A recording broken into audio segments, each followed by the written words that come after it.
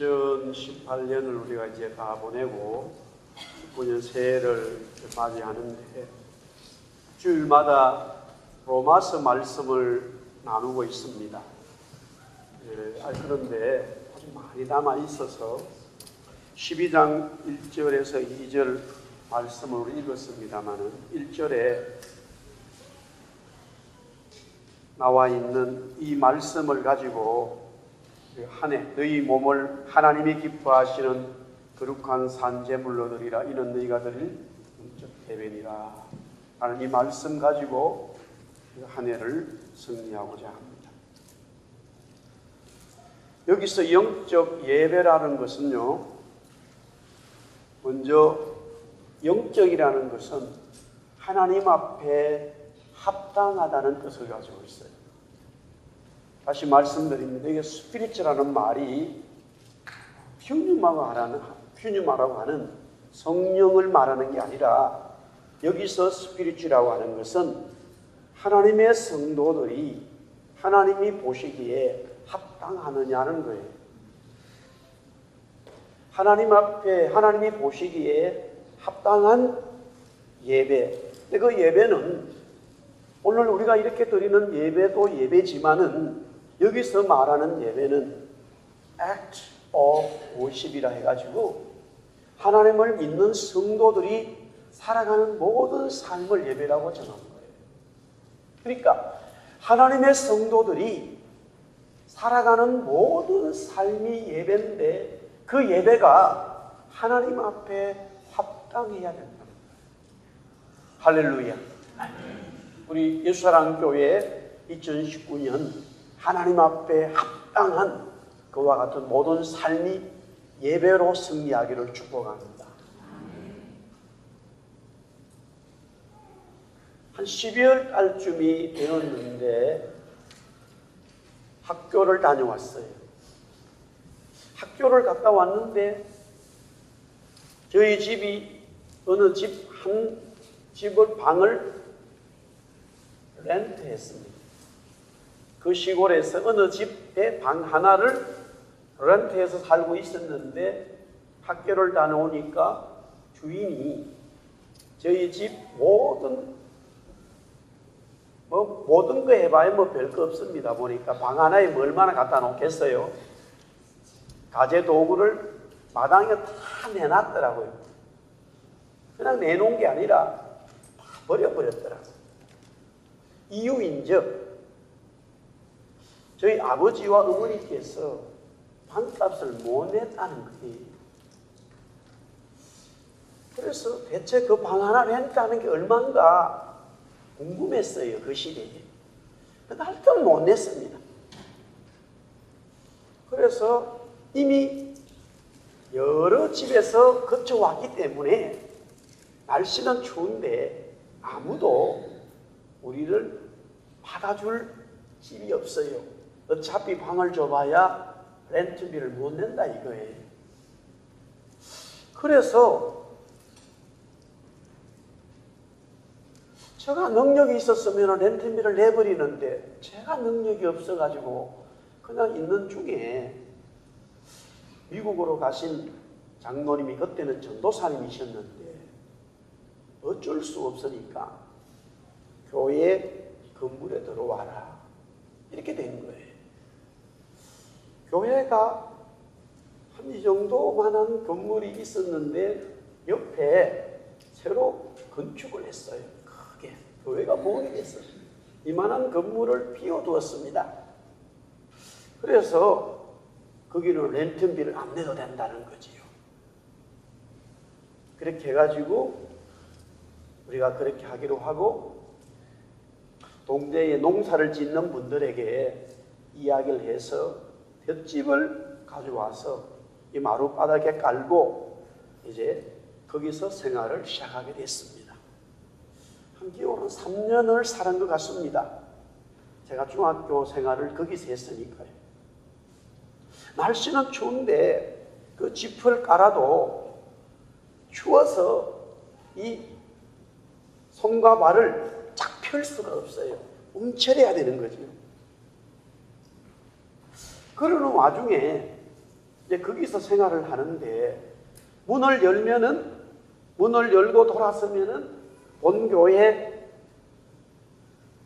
이제 새로 지은 건물이죠. 교회 마당입니다. 교회 마당으로 들어온 거예요. 교회로 들어온 거예요. 근데 책상이 하나 있었습니다. 이 책상이. 사실은 책상이 아니라 강대상이었어요. 강대상. 새로 건물을 지으면서 강대상을 크게 배구에서 아마 주문을 한 것 같아요. 그런데 처음에 교회를 건축했던 그 건물의 이 강대상은 전도사님이 직접 만들었어요. 그래서 이 정도 높았으니까 제가 밑에를 반을 자르고 그걸 책상을 만들었어요. 강대상에 하나님의 말씀을 전하던 강대상이 제 책상이 되어버렸어요. 그래서 강대상에 이 책상에서 엎드려서 자나 밑에서 누워나 똑같은 상황이에요. 왜 하나님은 나에게 그런 가난한 어떤 상황을 만들어 줬을까라는 생각을 해야 되는데, 그때는 그런 생각도 하지를 못했어요. 왜냐하면 그런 어려운 상황이었지만 그 어려운 상황 속에서 생각지 못한 하나님의 놀라운 은혜들이 있었습니다. 할렐루야. 제가 가장 은혜를 받았던 그 시간이 그때였습니다. 가장 성경을 많이 보았을 때가 그때였습니다. 정말로 우리말로 무진장 성경을 봤어요. 무진장 성경을 외웠어요. 할 일이 없어서. 교회니까. 강대상에서 공부를 하는데 성경을 안 볼 수 있겠습니까? 하나님의 은혜를 그때 받았어요. 그래서 목사가 됐어요. 한 번도 나는 가난하다고 불평한 적이 없어요. 불만을 가진 적이 없어요. 마음이 아픈 적은 많았어요. 마음이 아프고 힘들어도 불평한 적은 없어요. 왜? 하나님의 은혜가 그때 임했기 때문에. 2018년 한 해 시작하면서 장로님 기도하셨지만은, 제가 처음 교회를 개척했을 때는 사람이 없고 아무것도 없기 때문에 힘들 수 있지만 힘들지 않았어요. 그런데 사실 2018년 시작이 힘들었잖아요. 제가 작년 12월 첫째 주부터 4014 금식을 시작하면서 왔기 때문에 사실 연말 연시에 계속 금식이 진행이 됐었어요. 어디를 가지도 못하고 어디 움직일 수도 없고, 심지어 우리 아들 결혼식이 있어도 그 중간에 금식을 했습니다.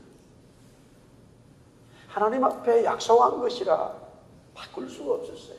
힘들 수는 있었지만 불평은 하지 않았어요. 고난은 있었지만 불만 가지지 않았어요. 그러나 가만히 보면 주님이 당한 고난, 바울 사도가 당한 고난, 아니 우리 한국교회의 믿음의 선진들이 당한 고난에 비하면 아무것도 아니지. 어제 우리가 김석균 목사님 집회를 했는데 식사를 하면서 그분의 고향이 김제였다 그러더라고요. 근데 그 김제에 정말로 금산교회인가 굉장한 우리 한국교회에 엄청난 교회가 있습니다. 그 엄청난 교회가 뭐냐면은 그리스도의 복음이 거지에게 들어와서 예수를 믿는 사람들이 생겼는데, 그 김제에서 가장 큰 농토를 가지고 있는 천석군 만석군 양반집에 그 종이, 그러니까 주인의 종이에요. 주인이 말을 타면은 말을 끌고 다니는 아주 그런 종이, 그 종이 예수를 믿게 됩니다. 그래서 예수를 믿고 교회에 출석을 하게 되고 예수를 믿으니까 하나님의 은혜를 받았어요. 하나님의 은혜를 받고 이분이 얼마나 감사한지. 종이 그렇게 해서 종의 신분이 바뀌는 거 아니에요. 그때는 노예 제도가 있었기 때문에 다 문서를 가지고 있었어요. 그런데 자기 주인을 막 더 잘 섬기는 거예요. 이 주인이 이놈이 어떻게 해서 교회 다니고 예수 믿는다고 야수교회 다닌다더니만, 물론 전에도 열심히 했지만은 얼굴이 기쁘고 감사하고 막 너무 잘하는 거예요. 보면 볼수록 너무 잘해. 종들이 막 수십 년 자라요. 거느리는 사람이 천석군 만석군의 양반집의 그 가문이었기 때문에. 그래서 계속 이 종이 너무 잘하니까 이 주인이, 야, 나도 한번 교회를 가보면 좋겠다, 이렇게 돼서 그분이 교회를 가게 됩니다. 종 때문에. 그래서 주인과 종이 함께 교회를 다니는데, 시간이 지나면서 장로님 선거를 해요. 교회에서 장로님을 뽑게 되는데 종이 장로님이 됐어요. 종이 장로님이 되는 순간에 그 주인이 자기 종 앞에서 무릎을 꿇어버렸어요. 장로님이라고 무릎을 꿇었어요. 할렐루야. 이게 우리 한국교회입니다. 이렇게 한국교회가 세워진 거예요. 그뿐만이 아닙니다. 그리고 그 장로님이 종이 장로님이 되고, 자기 주인은 그냥 교회 집사였어요. 그리고 나중에 또 주인이 이제 장로님이 되는데, 자기 종이 장로님이 먼저 됐잖아요. 그런데 그 장로님을 신학교를 보내줍니다, 이 주인이. 그뿐만이 아니라 미국 유학을 보내줬어요. 그리고는 다시 초청을 해서 그 교회에 담임 목사로 모셨어요. 그리고는 저희 교단에 3번이나 총회장을 하시고 한국교회에 큰 영향을 준 바로 종이 목사님 때문이에요. 그것이 금산교회의 역사예요. 만약에 지금도 우리 한국교회가 그런 역사들이 우리 인민교회에 막 나타나기 시작한다면 한국교회는 살아나는데, 제가 여기서 왜 이 말씀을 드리느냐면은, 영적 예배라는 것이 하나님이 보시기에 합당한 모든 삶을 예배라고 이야기하는 거예요.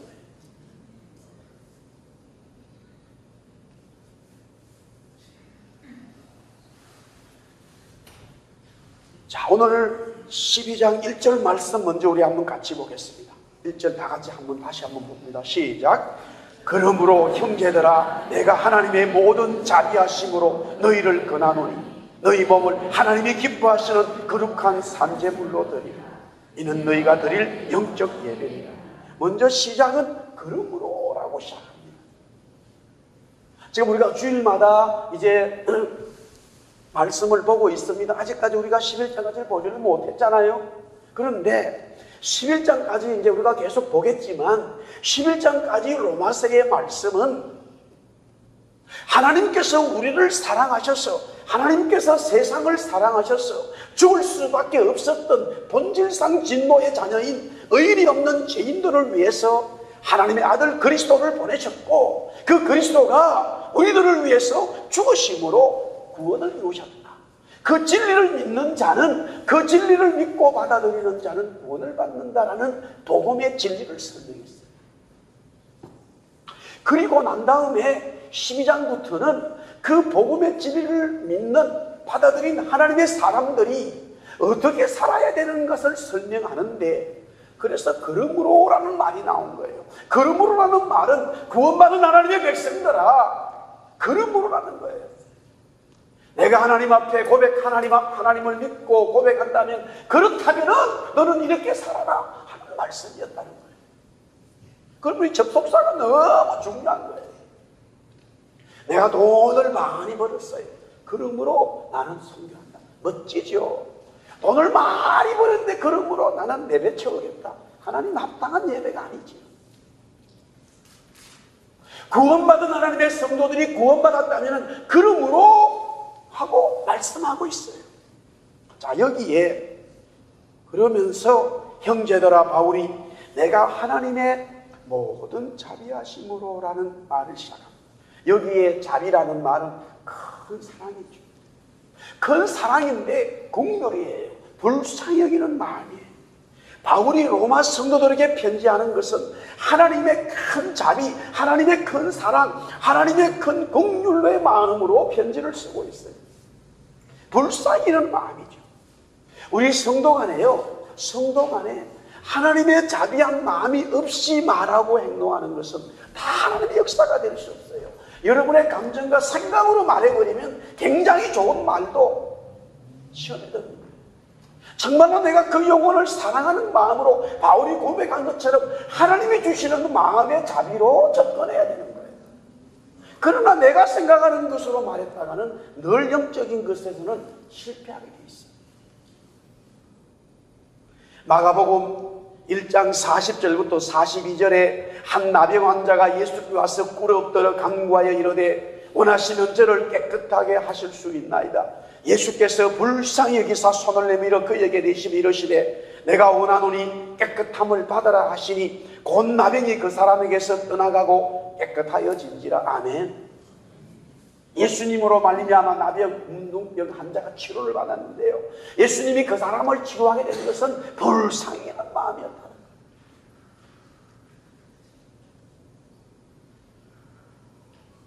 불쌍히 여기는 마음이 있어야, 불쌍히 여기는 마음, 자비의 마음, 하나님의 마음이죠. 저 이 안에 은혜를 받고 나서부터 학교에서 뭐 이런 학생들 친구들하고 지내면서요, 막 화장실에 뭐 또 학교에 막 더러운 것들 제가 다 청소했어요. 그뿐만이 아니라 겨울에는 애들 다 이렇게 막 깃밥을 다 이렇게 청소했어요. 하여튼 그 시옷 더러웠어요. 다른 애들은 어디 이제 고속버스 내가 뭐 이렇게 타고 가다 보면 어떤 분들이 막 이렇게 토하는 분들이 있어요. 그러면 운전수가 막 굉장히 성질내잖아요. 제가 그때 타서 내가 다 청소했어요. 전혀 그런 것들이 더러운 마음이 들지는 않아요. 그런 마음이 들면 못하죠. 그게 원래는 더럽게 여겨지잖아요. 불쌍한 마음이 들고 자비의 그리스도의 마음이 돌아버리면 아무렇지도 않아요. 그냥 그런가 내가 뭐 나는 뭐야 아니지요. 그럴 수 있어요. 그러나 주님께서 나병 환자를 치료하는 것은 그 나병 환자들은 사람도 뺏을 수가 없는데 실제적으로 나병 환자를 여러분이 보게 되면은 저는 봤습니다만 이렇게 만나서 대하기 어려워요. 코가 하나 싹 빠지기도 하고 기가 없기도 하고 진물이 나고 그런 분들하고 앉아있는 것 자체가, 그러나 주님은 불쌍히 여기는 마음을 가지고 있다고 했어요. 그리스도의 공동체의 교회가 뭐냐? 영적 예배가 뭐냐? 이제 바울은 아주 구체적으로 말씀하고 있는데 그 말씀에 앞서서 그리스도의 자비의 마음으로 지금 로마 성도들에게 말하고 있고, 로마 교회 성도들은 그리스도를 영접했기 때문에 그 바울의 자비의 마음의 말씀을 받게 돼 있어요. 그러나 말하는 사람도 그렇고 편지를 쓰는 사람도 그렇고 받는 사람도 그리스도의 사랑, 그리스도의 자비를 모르면 여기는 삐끗삐끗하게 되어 있어요. 왜? 영적인 것은 빛과 어둠이 밖에 없기 때문에 하나님의 그리스도의 진리의 말씀으로 접근하는 것과 그렇지 않은 것은 분명히 차이가 있는 거예요. 제가 오늘 새벽에 말씀을 듣는데 우리에게 하늘이가 있습니다만 제가 어저께 우리 김석균 목사님하고 이야기하면서 그러더라고요. 자기가 개인적으로 한 10가정 정도를 선교사를 돕는 거예요. 이렇게 CD 팔고 뭐 찬양하면서요, 자기가 10가정을 돕는다 그래요.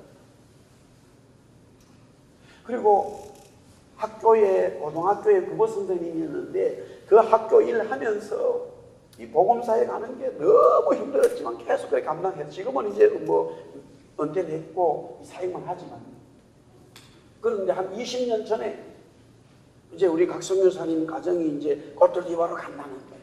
그래가지고 이렇게 만났다는 거예요. 그래서 대화 중에 아니 그러면 거기 가면은 차는 어떻게 할 거냐 그러니까 아직 구입을 못했다. 그런데 이야기 중에 하나님께서, 성령께서 자기 마음에, 김석균 목사님 마음에 차를 해주라 이런 마음이 들었다는 거예요. 그래가지고 그러면 차를 알아보세요 그랬다.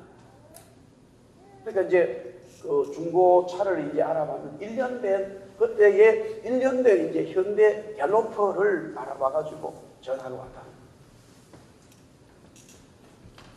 근데 이제 얼마인가 했더니만은 그 중고 1년 된 현대 갤러퍼가 1,600만 원 그때. 자기는 한 1,000만 원 정도 생각했는데 600만 원이 오버됐다고 했어요. 그래도 600만 원이 너무 많다고 말할 수도 없고 이미 자기가 해준다 했기 때문에 알았다고. 근데 딱 한 문제가 발생했어요. 대한민국에서 꽃도디바로 그 차를 보내는 비가 1,000만 원입니다. 2,600만 원이 들어가게 된 거예요. 2,600만 원. 원래 생각했던 1,000만 원보다 1,600만 원이 더 들어가게 됐다는 거예요. 그래도 어떻게 하겠습니까? 그래가지고 하여튼 20년 전에 2,600만 원, 그것도 고등학교 선생이 뭐 물론 찬양을 했지만 아직까지 그때 얼마나 많은 뭐 그게 있겠어요. 그래도 그 2,600만 원 해가지고 이제 차를 보냈는데 오토디바이에 이제 그 선교사님 그 차를 타고 다니는데 그 현대 갤러퍼가 1년밖에 안 되니까 차가 좋고 앞뒤로 이렇게 스틸로 이렇게 튀어나와 있어요. 그리고 번쩍번쩍 빛나잖아요. 그러니까 뭐 아프리카 애들이 막 희한한 그 현대 갤러퍼가 거기는 아프리카에는 처음 보는 차라. 그래가지고 막 애들이 따라오고 막. 그럼 소문이 이렇게 났다네. 한국의 재벌이 지금 여기 선교로 왔다. 그래가지고. 저는 이렇게 얘기하고 싶어요. 돈이 있든 없든요. 어떤 사람은 돈을 가지고 가는 분도 있고 그렇지 않은 분도 있는데 아무 관계 없어요. 그 과정과 결과가 중요한 거예요. 정말로 선교하느냐, 정말로 복음을 깨달으느냐. 처음에 그렇게 갔을 때에 주위에 사람들이 미리 와 있던 사람들이 지금 선교사 맞냐 말이에요. 오자마자 막 한국에서 엄청난 차를 가져와가지고 타고 다니고 막 그래가지고 뭐 선교하겠는가 이렇게 볼 수 있죠. 어떤 분들은 하나님께서 굉장히 가난하게 또 보내요. 그러나요? 가난하게 갔다고 해서 선교하는 줄 압니까? 못합니다. 뭐 부자 갔다고 해서 선교 안 합니까? 안 하는 것도 아니에요. 진짜 선교사로 가고 하나님의 복음을 이 민족에게 전해야 되겠다고 하는 응답을 받은 사람은 하나님이 많은 물질을 주든 적든 아무 관계 없어요. 하나님이 주신 대로 하겠어요. 왜? 영적 예배가 그 장소에 일어나고 있으니까. 하나님이 보시기에 합당한 삶이 거기서 일어나고 있으니까. 그래서 사모님은 그때부터 일센터에 적어가지고 공과 사를 분명하게 하고 지금까지 엄청난 하나님의 역사들을 지금 코트디부아르에서 일으키고 그래서 본인이 김석균 목사님이 그렇게 직접적으로 물질을 돕기도 하고 두 번째는 막 학교를 세운다 뭐 병원을 한다 막 신학교 한다 뭐 많은 프로젝트들이 물질이 들어가면은 본인이 다니면서 사람들에게 이렇게 은혜 받은 분들에게 또 코트디부아르 이야기하면 감동하면 거기에 좀 헌금하시겠습니까? 또 목사님들 만나면 붙여주기도 하고 그래서 하나님께서 계속적으로 그 사역을 이루어가더라는 것이죠.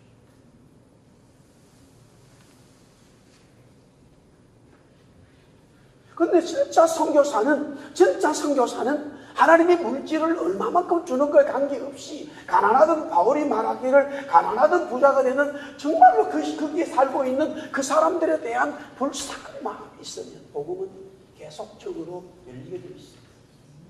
복음의 역사는 진행되게 되어 있어요. 할렐루야.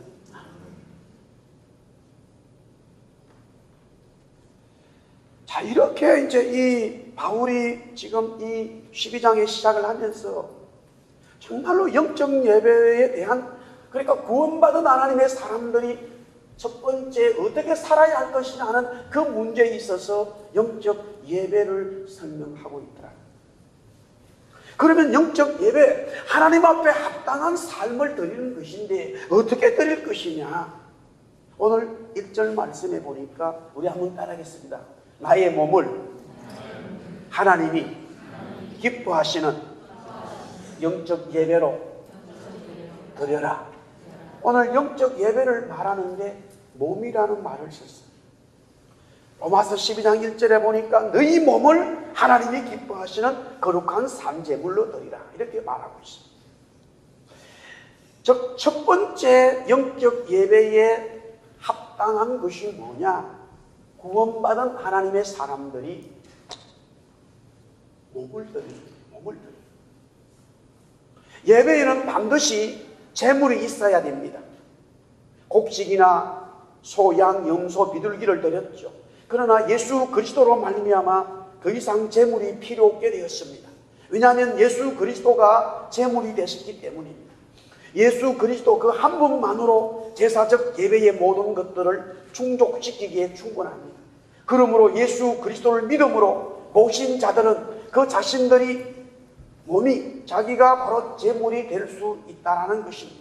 다시 말하지만 예수 그리스도를 진리로 받아들인 자가 되어야 그 몸이 제사의 제물이 될 수 있습니다. 그렇지 않다면 영적 예배의 제물이 될 수 없습니다.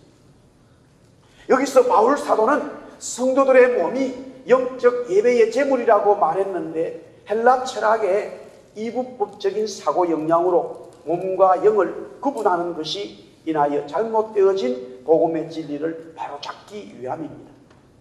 헬라적인 이분법 사고로 말미암아서요, 초대교회의 성도들은 육신의 몸을 중요하게 여기지를 않았어요.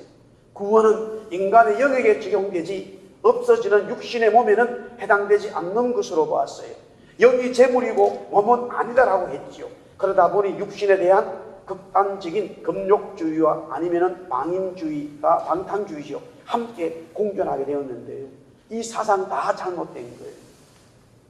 바울은 하나님이 저와 여러분들 모든 사람들에게 몸을 주셨고 하나님이 창조했기 때문에 그 몸이 너무 귀하다는 거예요.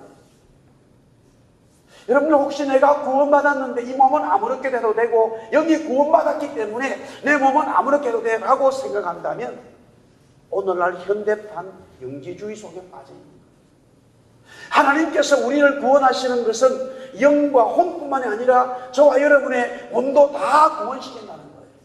그래서 예수 그리스도가 부활하실 때에 다시 몸이 살아나는 것이 보여졌고요. 예수 그리스도께서 재림에 오실 때에 죽었던 자들이 어떻게 된다고요? 다 살아난다는 이야기예요. 그 살아난다는 것은 몸이 부활하는 걸 말하고 있습니다.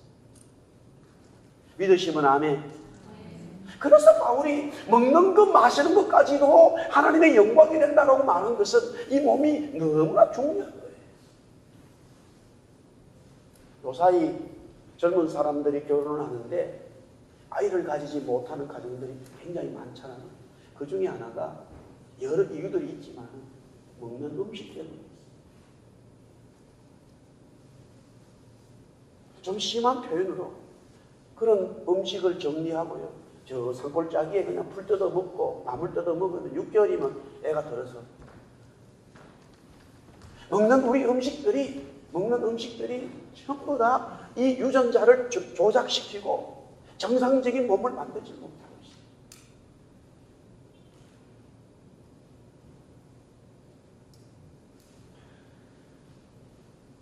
그러므로 인간의 몸은 영과 혼을 담고 있어요. 우리가 가지고 있는 이 몸 바디는 영과 혼을 담고 있기 때문에 바울은 우리의 몸을 하나님 앞에 드린다라고 설명하고 있습니다. 그렇다면 오늘 여기 12장 1절에 뭐라고 설명하고 있냐면은 우리가 드리는 몸이 한번 따라하겠습니다. 우리가 드리는 몸이 하나님의 기쁨이 되어야 된다. 하나님의 기쁨이 되어야 된다는 거예요. 오늘 여기 보니까 하나님이 기뻐하시는, 사람이 기뻐하는 게 아니라 하나님이 기뻐하시는 우리의 몸이 되면 그것은 바로 영적 예배가 되는 거예요. 결혼을 하게 되면은 부부는 서로 간의 몸을 함부로 해서는 안 되는 거죠. 이런 이야기들이 다 영적으로도 마찬가지예요. 우리가 그리스도와 하나가 되어졌을 때 그리스도와 세례를 받으면 하나가 되는 것인데 그때부터 우리의 몸은 그리스도에게 속한 거예요. 믿으시면 아멘. 우리가 그 몸을 함부로 해서는 안 되는 거죠. 그래서 신랑 신부 부부가 되어서 그때부터는 이제 서로 한 몸이 되어서 둘이 한 몸이 되어서 움직여가는 거예요. 우리가 내가 예수를 믿음으로써 그리스도를 영접함으로써 그리스도와 우리가 한 몸이 되어졌기 때문에 하나님이 기뻐하십니다. 그 다음에 이렇게 말합니다. 하나님이 기뻐하시는 것뿐만 아니라 그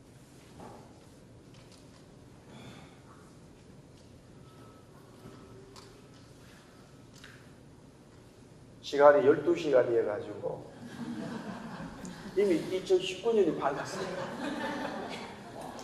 그래서 오늘 12장 1절 말씀은 끝내고 2절 말씀은 주일날 계속하겠습니다.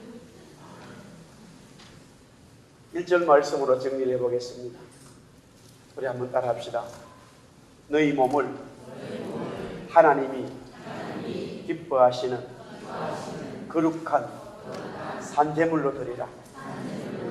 이는 너희가 드릴 영적 예배니라. 할렐루야. 말씀을 정리하겠습니다. 우리의 몸을 드리라는 것. 영적 예배는 하나님이 보시기에 합당한 모든 삶을 말합니다. 그렇기 때문에 직장에서, 가정에서, 기업에서 하나님이 원하는 말씀대로 살아야 돼요. 다시 말씀드릴게요. 구원받은 사람들은요, 직장에서, 가정에서, 기업에서, 친구들, 하나님이 원하시는 삶을 살아야 되고요. 행동해야 돼요. 제일 중요한 것은 그것을 잊어버려요. 제가 이렇게 표현해야지 정신이 차리겠어요. 예수 안 믿는 사람이에요. 예수 안 믿는 사람들이에요. 예수 안 믿는 사람이 그렇게 살아요. 예수 안 믿는 사람은 그렇게 살아라고 해요. 그리고 종교인이 되세요. 교회 와서 예배 드리고 헌금도 하고요. 오늘 어제 김석균 목사님 말씀 직분도 받으시고 그렇게 사세요. 여러분들이 장현철 목사를 속일 수는 있어도 주님은 못 속입니다. 나도 성령에 의해서 어떤 때는 안 넘어가지만은 그래도 넘어갈 사무엘은 넘어갔기 때문에 속기 때문에 속일 수 있어요. 여러분. 속이세요.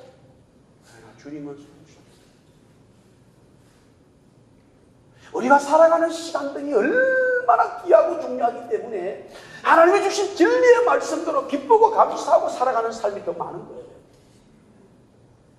그런데 그 삶을 포기해버리고 자꾸만 내 육신의 소욕으로 살아가는 삶을 사세요. 살고 싶으면. 그러나 정말로 오늘 우리가 로마서 12장 1절의 말씀이 2019년 새해 주신 말씀이고 로마서를 통해서 우리가 정말로 하나님의 합당한 사람, 구원받은 사람으로 살아가려면 우리는 영적 예배자가 되어야 된다 이 말이에요.